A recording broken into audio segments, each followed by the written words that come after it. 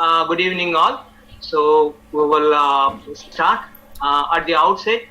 I welcome you all the participants at this evening moment for this international webinar series on nanomagnetism. I like to thank our speakers, Dr.Bernaut and in Dr. Ponpandian, for accepting our invitation to give a presentation on this webinar series. So, nanomagnetism is a recent field, which comes in all the branches of science. Nanomagnetism is applied in bio, in physics, in chemistry, in all the branches of science. So, we felt that this will be a very good topic to learn, and we have two experts here. Dr. Bernaut, he started his career in the year 2003, measuring magnetic properties. Okay, I know Dr. Bernaut right from 2007 when I joined as a postdoctoral fellow in ICMAB, Barcelona. So he was working with at that time 3 ppms, I think, with 1 mpms. So he has a very good expertise in measuring the magnetism, and measuring magnetism is especially the nanomagnetic material. Measuring the properties of a nanomagnetism is very difficult. So we need to follow certain categories. So for that, we were so happy that Dr. Bernaut has accepted our invitation immediately and ready to give this presentation. Okay, thank you, Dr. Bernaut. And I like to thank our college management, our principal, dean, and our faculty members, Department of Science and Humanities faculties, especially physics and chemistry faculties, because without their teamwork, without their efforts, this webinar would not have been possible. So I thank them all for their efforts. And then I hope people will all the participants. There was an enormous response here. Almost we have received 800 participants. 800 participants. Unfortunately, we could admit only 100 in the streaming is going live on YouTube also. Okay, so the others, other participants, they are watching on the YouTube. Okay. So if the participants have doubts, I request the participants at the end of the presentation, you can type your doubts on the chat box. Okay, our speaker, Dr. Bernaut, will read that and then we'll answer that. He will be very happy to answer all your doubts. Okay. So thank you, Bernaut. So now I will pass the mic to Dr. Bernaut. So, Dr. Bernaut. Thank you very much, Dr. Marie. It's a pleasure to be here today to give this presentation to this audience so far from my phone. It's something that is quite special for me. So my purpose today is to give you some ideas on how what's behind the magic of obtaining the magical properties of the materials we want to study. That includes protecting nanomaterials, which is something that is very trendy nowadays. So basically, on my speech will cover just more the proof of concept thing and less on the more technical details. So before starting, I would like to give you some clues about the place where I'm working. So I'm working what we call the Institute of Chemical Materials of Barcelona, which we are located in the zone nearby the Barcelona city. It's an image of the building. So basically, we are focused on on material science research, and that includes these 5 research lines. That includes sustainable energy conversion and storage systems. That includes also superconductivity, some electronics and the scope of oxide electronics or molecular electronics. And finally, we are also working with some aspects of the biomedicine. So these 5 research lines are carried out by several research units, which cover either one or more than one of the different research lines. That includes the superconducting group, theory and simulation, molecular and supermolecular materials, ballistic chemistry, magnetic materials and oxide, functional oxide, functional surface, embedded study and functional characterization, molecular nanoscience, and nanostructure materials for optoelectronics. All the research groups usually need some kind of large lab facilities. These are some kind of expensive laboratories, and normally these facilities are shared for many of them. That's the main purpose of the existence of this scientific equipment platform.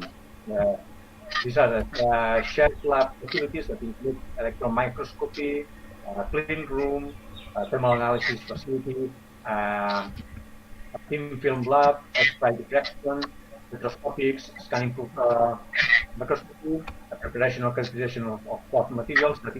That is more mainly focused in the particle size estimation. It's a very powerful lab. And finally, the low temperatures and magnetometry laboratory. This is the one I'm responsible of at this moment. So basically, this lab provides service to ICMAB research lines as well as groups nearby, and they are devoted to the magnetic and electrical characterization of the materials being investigated. The lab is equipped by 2 NPMS XL magnetometers. These are developed as a detection system. Normally, a detection system consists of some search color or radiometer. Basically, we have our system with a solenoid that produces a magnetic field. It magnetizes a sample. We have a sample placed on the center of the all search coils, and we can measure the magnetization. Well, the most simple way would be to use what we call the extraction method. Okay, the extraction method relies on the effect of this electromagnetic force appearing at the search coil system that is proportional, as we said before, to the magnetic induction change. In order to properly measure the magnetization of our sample, we need to reject the external field effect. That is, if we fix the magnetic field and we make it steady in time, we are okay. So at the end, the effect of the signal generated at the radiometer is then proportional to the change of magnetization of our sample. So the extraction method would consist of placing first the sample inside our search coil system, and firstly taking it out from the search coil. Second order radiometer, okay, which is made of all of it is made of superconducting wiring, which is now very entitled in all the construction. Okay, sample is placed in the end of a sample rod, so we can move it up and down. So this will cause this magnetic flux change in the solenoid, and will give us the signal that we can treat and determine the magnetization and the magnetic moment of the sample. Okay, this system.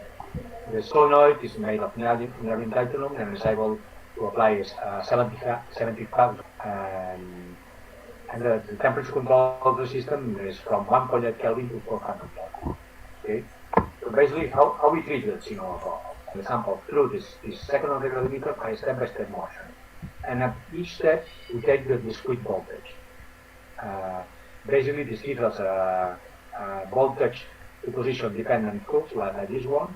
So if the sample is far away from the radiometer, it will give no signal. As we approach to the bottom coil, it will give you our response system will give you a voltage.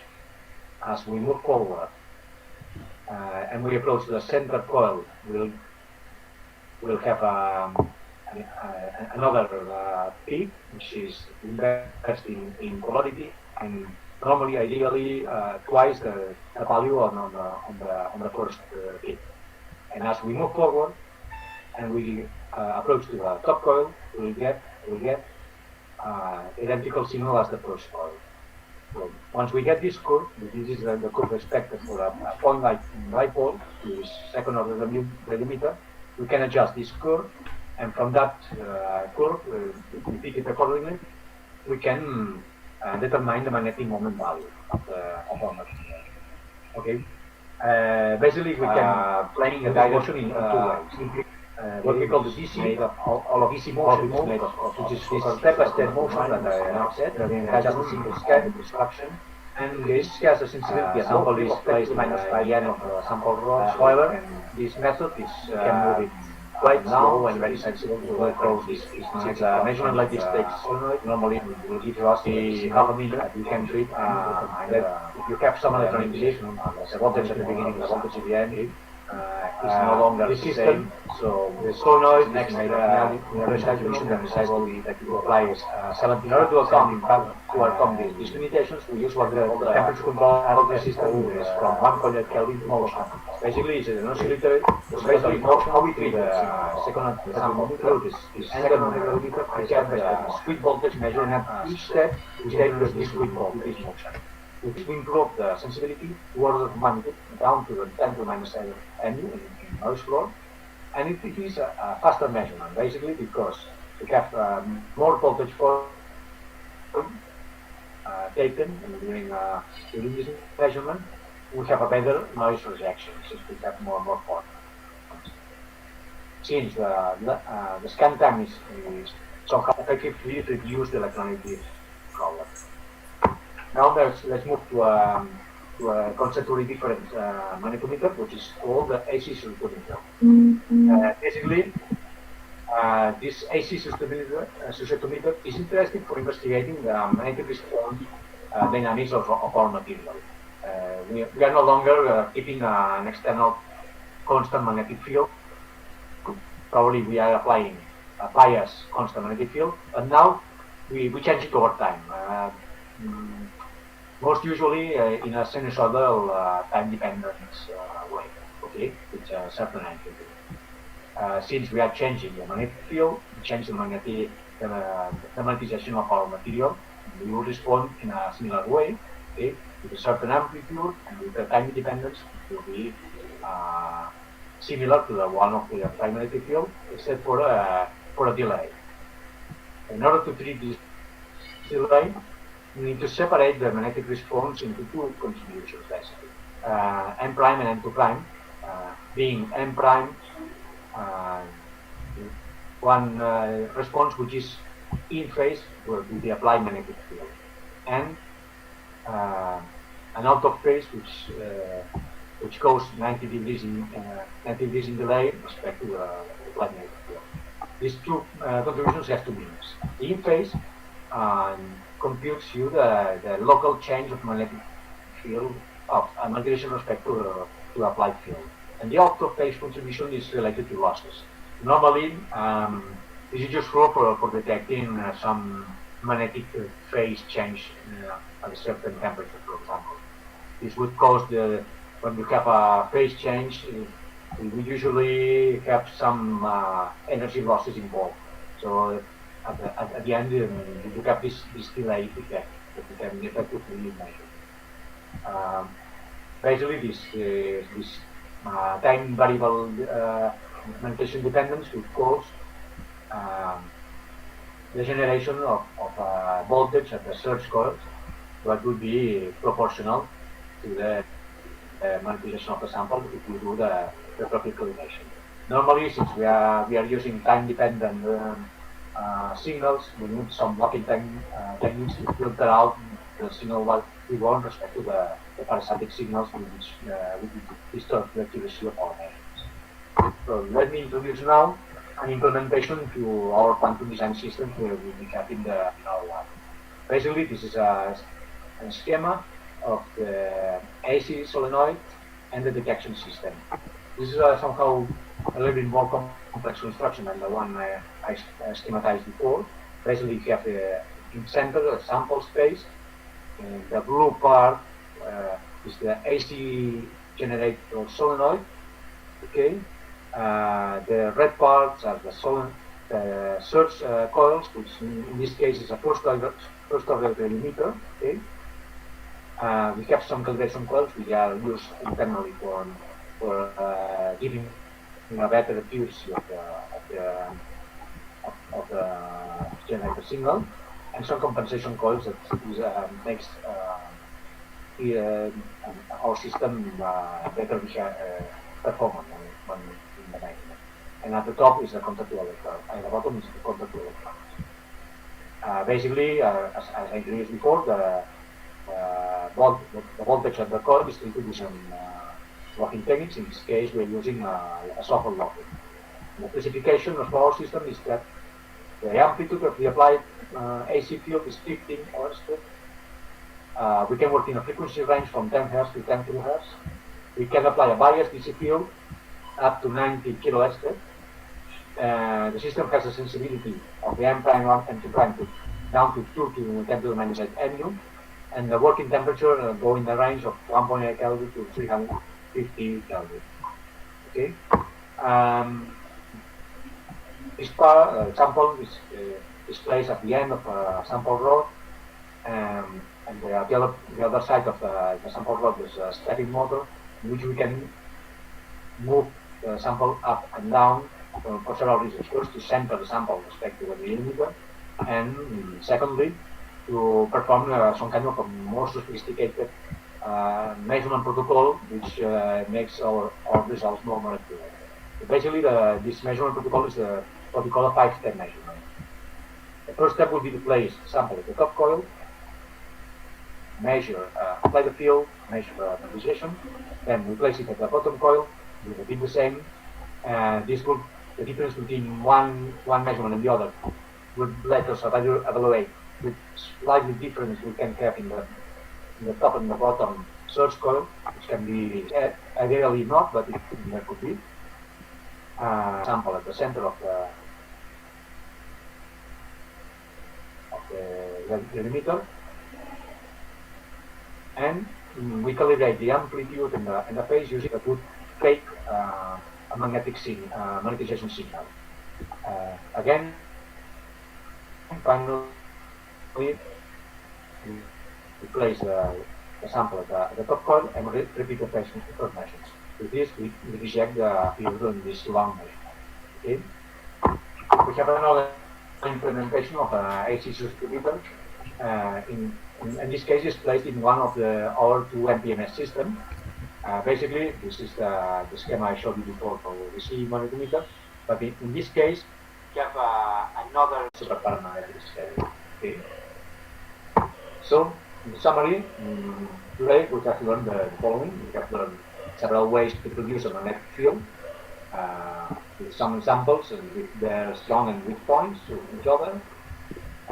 We have learned also how to measure the manipulation of the sample with several methods. We have also learned the working principle of several magnetometers, and finally we have given you some examples and some of what information you can extract from magnetic measurements. And thank you very much for your attention. Thank you. Thank you, Dr. Bernaut.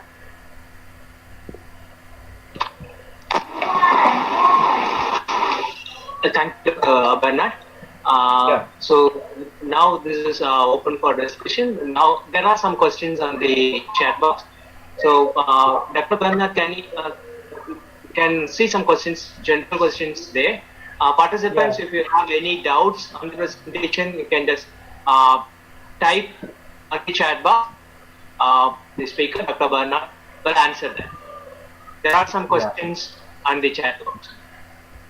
Now see the first question, if I'm not wrong, sir, is it possible to produce electricity in large for commercial use through magnetic fields or like hydropower? How does the magnetic field behave at cryogenic temperatures? Well, let me think a bit about the first question. Is it possible to produce electricity in large commercial use of magnetic fields? Well, probably you are referring more to the, yes, in principle, you could, yeah, probably you are referring to the use of superconductivity in the production of electrical power. Is that right?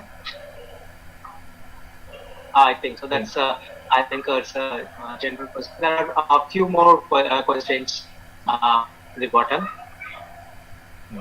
Yeah, let me answer the second one then. How Yeah. does magnetic field have heterogenic temperature? Well, in principle, magnetic field itself should be independent of the temperature what it concerns to the production. It only depends, in the case of solenoids, it depends on the construction of your system and the current you apply. So basically, yeah, probably at low temperature, at low temperatures, your solenoid could be more performant than in high temperature. What could be a big impact is on the use of superconducting solenoid. Then, of course, at room temperature, a superconducting solenoid it's pretty useless. It has no effect. At cryogenic temperatures, then it makes a difference. You can apply, you can produce several Tesla. In that case, without the need of a huge power plant to produce electric. So, second question is it possible for wireless electricity using magnets? Using the North Pole to South Pole effect? Well, yeah, wireless electricity is somehow existing in electrical transformers. In fact, you are sending electrical power from one solenoid to the secondary solenoid. Yeah, it's well, I know from with magnets. Well, as long as if you, for example, if you would move the magnet, if you are able to produce a time-dependent magnetic field, you can couple it with a solenoid. Yeah, you can produce electricity with some kind of wireless production. But the key to that is you need a time-dependent magnetic field in order to produce electricity. And of course, you will need a solenoid for that. Next question. Okay, very nice, very nice. Next question. Can you explain how to find the size of particles from temperature determined radiation data? Yeah, this is more or less what I explained before. Yeah, in order to determine the particle size, in this case, yeah, you have to previously know the anisotropic constant, which is part of this blocking temperature to volume dependence. So basically, if you had a single distribution of the particle volume, this blocking temperature should be unique. It should consist of a single peak.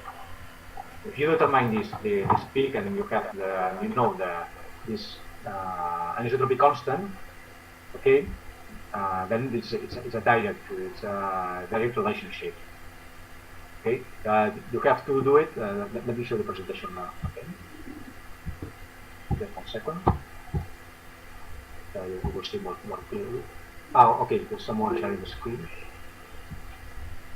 so I cannot do it right now.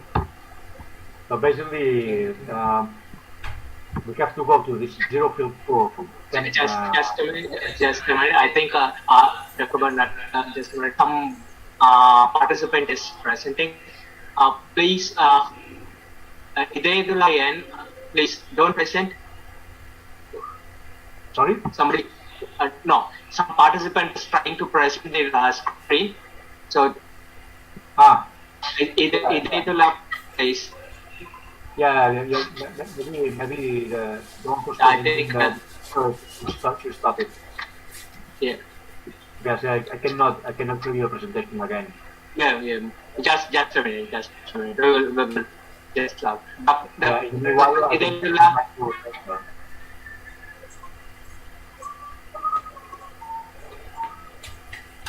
Yeah. Thank you. Yeah, thanks. Thank you, sir. Thank you. Yeah, now you can continue. Let me share the screen again. Yeah. That is, this is the previous slide I showed you. And yeah, this is what I was mentioning. The volume of your particle, you have this anisotropy constant. If you know this anisotropy constant, then it's pretty easy because this is a Boltzmann constant, okay? And we can determine this blocking temperature by the temperature where the zero field curve gets to the maximum. Okay, this temperature has something to do with when this permagnetic state is no longer stable. So it no longer keeps any kind of remanence or positivity. So this is related to the size of the particle and the values, of course. So determining this blocking temperature means determining the volume. Okay. Of course, if you have some distribution, this will grow then. If you have less distribution on the volume, it will become narrower. Okay. So let me see if I can see more questions. Oh, yeah. 1 second. I need to scroll up. Let me anything.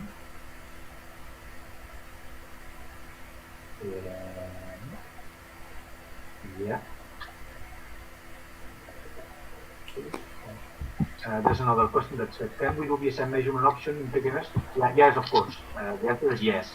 For example, in fact, the example I showed you is the DSM option which is present. It can be adapted to a PPMS as a plugin option. Yeah, this is in fact a DSM. You can convert your PPMS into a DSM system.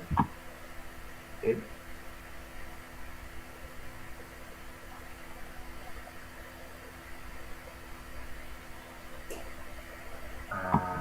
Next one, Shopify, maximum energy execution. Yeah, the MS to Edge course, at the part of the first mitigation, there is an area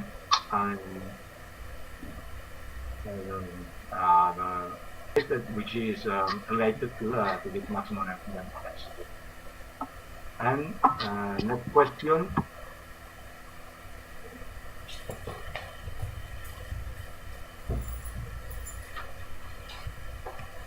Can we obtain field cool and surface cool from magnetism? This is not something that we do. Of course, you could compare because cool and field cool is something to do with the fluid magnetization curve and the loop coming from the saturation. Basically, at flow period, we are comparing both states of magnetization. Zero field cool one has something to do with the first magnetization curve of an M/A, and the field cool is the one coming from the more magnetized state.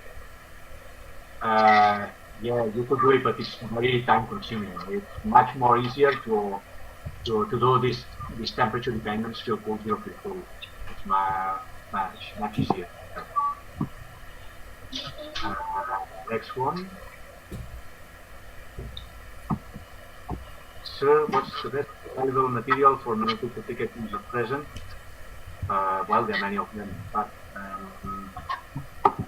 in terms of permanent magnet, the most powerful I've seen so far is these neodymium iron bore magnets. These are the most suitable for permanent magnet.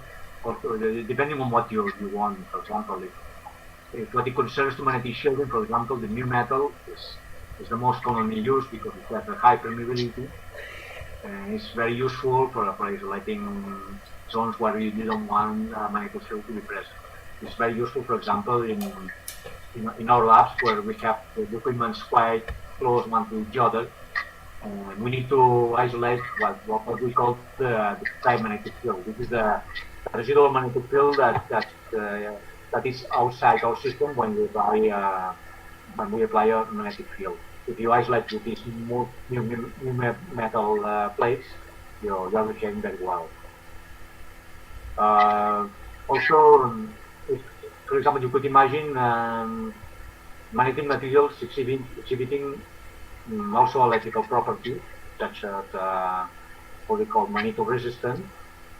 In this case, now some magnetites, manganites are quite useful for that because they exhibit what we call this higher magnetoresistance behavior, which is a very huge effect on electrical resistance when changing magnetic field, for example.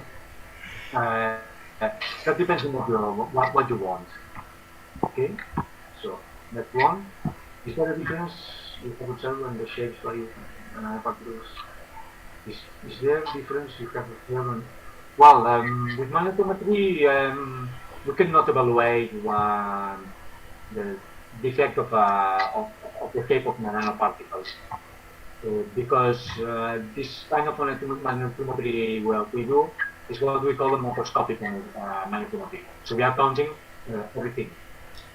And particular shape of each nanoparticle is something that the shape would cause is not something that we can see in this kind of macroscopic measurements. With this, we should go to alternative technique like transmission electron microscopy, which we will be the rest in this case. Next one will be simply how can we know about magnetic properties of nanomaterials before characterization?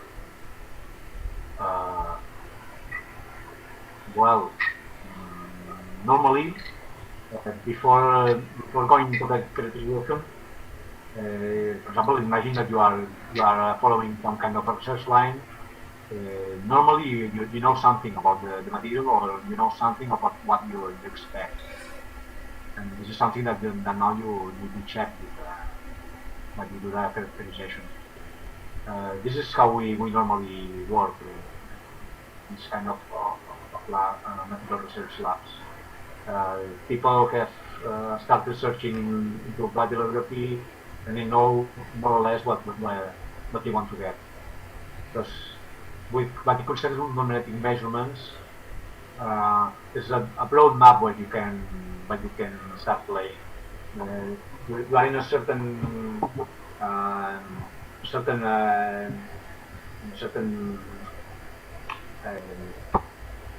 conditions, for example, in temperature or magnetic field, and you have to move one or the other. It's good to know a little bit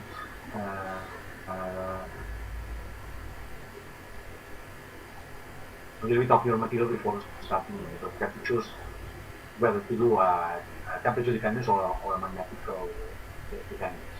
Okay. So next one, yeah, as I said before, can you see the screen? Yeah, we can see. Yeah. Again, you measure this zero field called temperature dependence. This is a black curve. Okay. Low temperature as you heat up, your particles start to get no magnetization. You have to remember you that this is a small power field, but the low temperature is not enough for fully magnetizing your particles. Okay, you will have some the presence of some ferromagnetic domains inside it. As you increase the temperature, the effect of temperature will start to promote one domain respect to the others. This will cause an increase of magnetization. This will end to a limit where the size of the domain is is equivalent to the volume of the particle. See, at this point, the thermomagnetic state will no longer be stable. This is when this is the locking temperature. It is something that is related to the volume of your particle. Okay. So each volume corresponds to one blocking temperature. Okay. And I'll please answer the.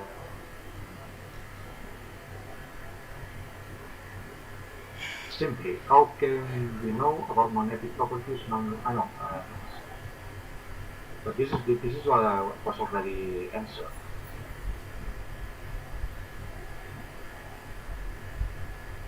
Yeah, hysteresis loss in image curve. Yeah. Hysteresis, the presence of hysteresis loops in a ferromagnetic material is related to energy losses. Basically, the volume enclosed by the hysteresis loop is away from finding this loss. Normally, hard magnets with those receiving high porosity are those known to have huge magnetic losses when you cycle the field to positive to negative and back to positive. Yeah. This is related to the width of the hysteresis loop. Okay. Next one is, can we measure image data at high temperature more than 400 Kelvin per ms? Yes. The answer is yes if you are using this DSM open option. Basically, you place your sample on the top of a holder that includes a small beaker. Okay. You place the sample inside your system, and you heat up the sample. You can do it up to 1000 Kelvin. Sample has to be small because the setup is rather small. It has to be very thin because since we are working in a huge range of temperatures,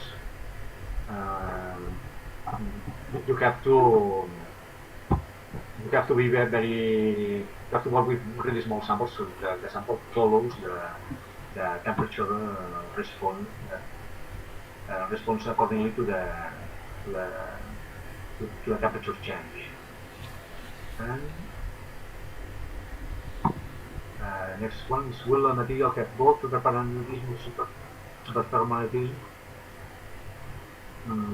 Well, could be. Yes, some materials which are called multifunctional materials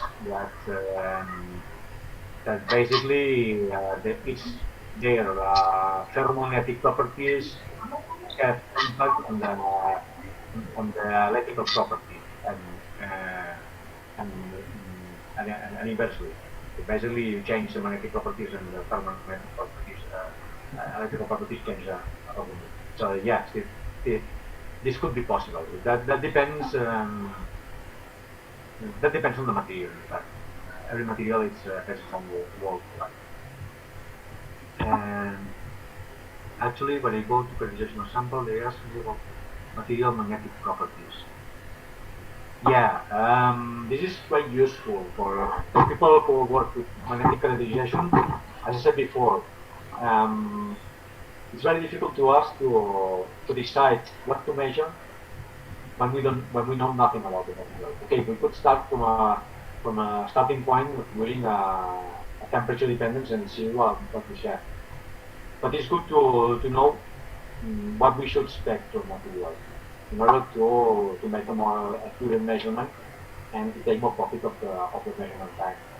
We just consider that this magnetic measurements, especially the ones involving superconducting solenoids, time is money. The expenses of a measurement are relatively high that's because we are using helium for that. So knowing a few things about the material is very helpful for us in order to make a more accurate and useful measurement. Okay. Next one. Is there any link between magnetic property and thermoelectric property? Well,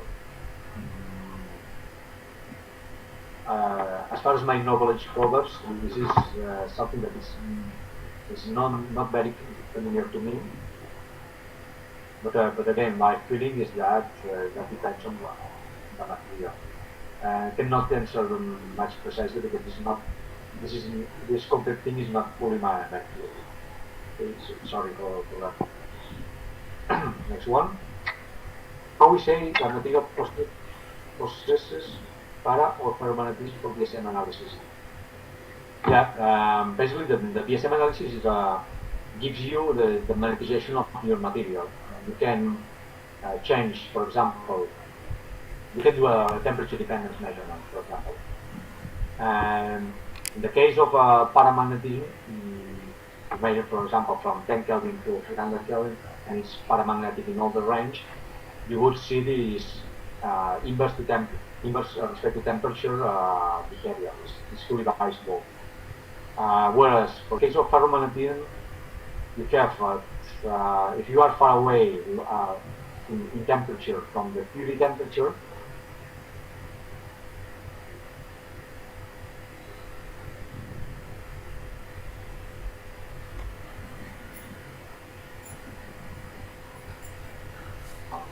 you saturate your sample, you apply some fluid to do it, you start at low temperature, and you start heating up your sample while you measure. For example, with the DSM analysis. Okay? You'll get the several points at low temperature. The value of the magnetization will not change much. And as you approach to the purity temperature, the magnetization will drop very fast. And above the purity temperature, it will behave as a paramagnetic. Okay. But this can be done with DSM and with distraction method. You can choose the method you like. DSM analysis doesn't give special difference in this case.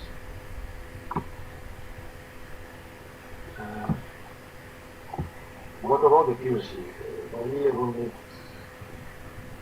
I'm not sure about what it refers about the accuracy. Can the person who asked this question to provide more information, please?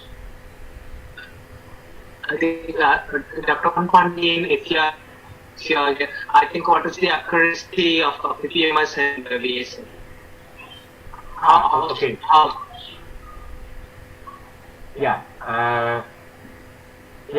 PPMS by itself has nothing to do with accuracy. DSM is should be more indicated to compare the accuracy of the DSM system and PMS system. DSM system has a noise floor of 10 to the minus 6 MU, low field, whereas in the case of NPMS system, the one with the split magnetometer, you have a higher accuracy, 10 to the minus 7 MU if you are using this oscillatory motion.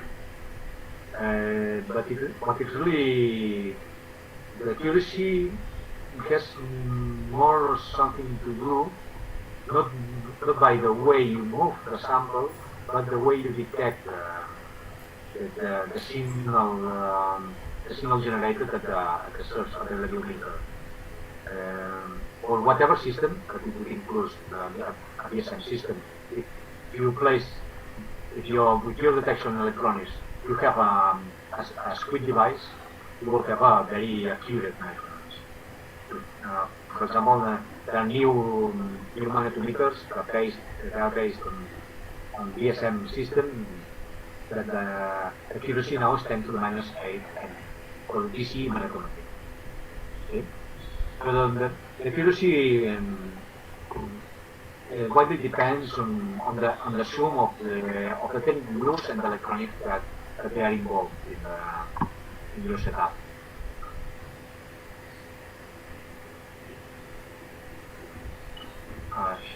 Sir, can you please share something about the regular condition? Well, at this moment I don't have it in home. Sorry. I should. The thing is that I'm not a board, so I don't have access to the network. That's fine. That's more specific. That's in iron oxide. It's a metal insulator transition. Okay, that's fine. That's fine. We can push to the next. I don't have it in mind. Okay. Yes. We will switch to the next question. Yeah, how to study the crystal structure of nanopermanent materials. Uh, well, in this case, probably you would need a complementary technique that would be the use of X-ray diffraction. It would be the most appropriate one for the crystal structure. For what it concerns to magnetic materials, if you can orientate your crystal, all your nanocrystals in a single direction, all of them. For example, you could have a very nice study on the magnetic anisotropy. That would be a very nice study. But what it concerns the crystallographic structure, limited to this. Again, the same question about pure number 6 groups. No, this wasn't true before. Pure and zero are temperature dependent. This is the most simple way of getting them. With field dependent groups, yeah, that's what I said. It's not the best way for doing it. Please share the PowerPoint. Please share the physical link. Sure. Chromatic nature of a material will change with respect to the chemical synthesis. With respect to the chemical synthesis, reaction temperature or reaction. Let me read again. Chromatic nature of a material change with respect to chemical synthesis, reaction temperature or reaction time. Well, he's asking, I think, whether the preparation method. This is something that's more to do with the preparation than the magnetic measurement technique. This we cannot answer. Yes, we will move to the next. Regarding room temperature, conductivity, the answer is not. There's not such a structural material at room temperature. So far, any correlation that has appeared so far, like it's going to be caused by some kind of measurement artifact. And it's something that is very important to know the measurement artifacts, because it can lead you to false conclusions. Especially if you are dealing with such very low magnetism signal measurements. Sometimes the appearance of any impurity in your holder or any non-well centered or unprotected regulator lead you to very funny results. The spurious signals is something that we have to be taken very seriously.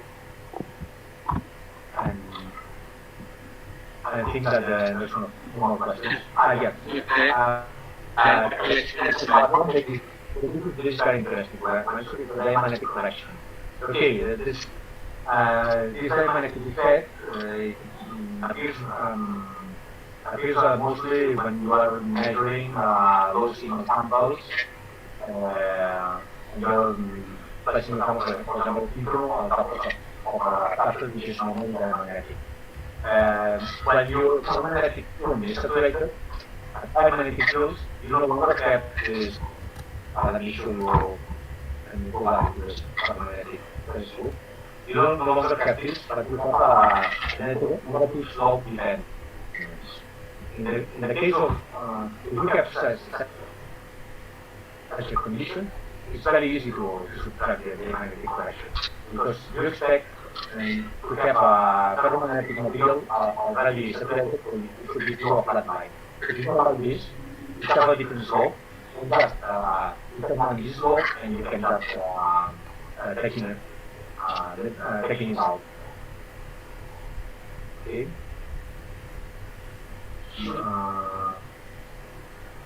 Well, in the case of temperature dependence, magnetism is just an offset for the curve. In this case, it's a little bit more difficult to determine what shift apply. The next, for the material of the measurement to show this property. Good, yes, because the shape in the type 2 superconductivity are quite unique. For example, if you start from a zero field Coulomb measurement for a superconductor, if you start applying magnetic field at the first glance, you will have the effect of the perfect diamagnetism. That will be a straight line with a negative slope until you reach the critical state of the superconductor. So this would give you the first clue.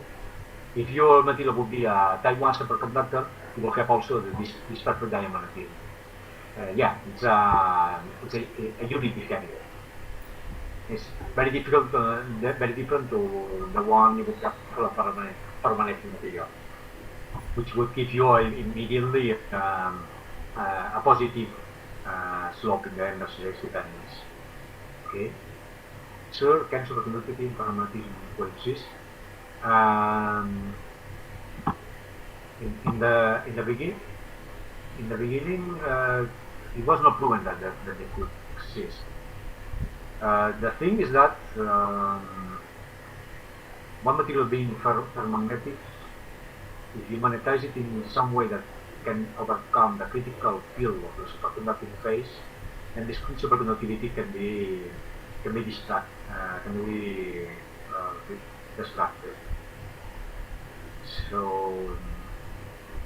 in principle, it's difficult to imagine. Although there are some assemblies between ferromagnetic and superconductivity which are placed one next to the other that can definitely exist. That depends on the signal caused by each of the phases. Okay. One more question. In some samples, embassy zones are not closed after going from negative 2 to positive 1. There's a split at the end. That could be the reason. Yeah, I've seen this at some cases. This could be caused mainly because, for example, at the beginning and the end of the measurement, for example, if you have a huge temperature dependence on your sample, for example, and your system is not fully thermalized between the beginning and the end, you could see this dependence. Also, it could be by the cause of a small change of the geometry of the sample. I've seen this many times with powder samples. Probably during the measurement, for example, if powder consists of nanoparticles, if you go into a cycle from positive to negative, from negative to positive, probably some of the particles are rotating. Probably part of the powder is changing in shape. In fact, it could give you some splitting. And also the source could be simply an accommodation of the thermalization of the system. Basically, this also happens when you change the temperature from room temperature to 10 Kelvin. You immediately measure the system components still shrink a little bit. That means that the shape of your folder, the shape of the sample chamber, or even the radiometer can change a little bit, so you can fake the value of the magnetization. That could be a reason also. It has more something. You could find the source on anything that can drift over time, whatever it is. I think that there are no more questions. Yeah, that's fine. I think that's a Dr. Lakshmi Narasimhan, if you're there, you can interact directly. You can ask some questions. Yeah. So that's fine. That's okay. So thank you, Dr. Bernaut, for your wonderful presentation. So it's excellent. It was an excellent presentation. Just a moment. Dr. Tamal Cheldi, are you there? Yes, sir. Are you hearing me? Yeah, that's fine. So I request Dr. Tamal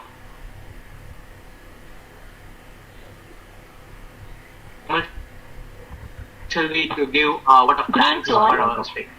Thankful. First of all, I would like to thank our beloved principal for giving us an opportunity to conduct this webinar. On behalf of our management, beloved principal, HOD, and faculties of science and humanities, I would like to thank our honorable speaker, Dr. Bernaut for this wonderful speech on DC and AC magnetometer from basic principles to real examples. Your content today will be echoed in our mind for a long time to come. Thank you, sir. I would like to thank our participants for participating and being patient listener. I would like to extend my special thanks to the coordinator team for making this webinar session a great success. Once again, I thank all for your cordial cooperation. Thank you. Thank you, sir. Thank you. Thank you, ma'am. Thank you, Dr. Bernaut. Just a request for the participants, you can participate tomorrow also. I welcome you all for tomorrow's presentation by Mr. Pondian on nanomagnetism for biomedical application. Thank you. Thank you. Thank you, Bernaut. Thank you, Dr. Bernaut. That was a wonderful presentation. So we learned a lot about the instrumentation. So there are some students were also there. So undergrad students. So that was a wonderful presentation. So they learned a lot about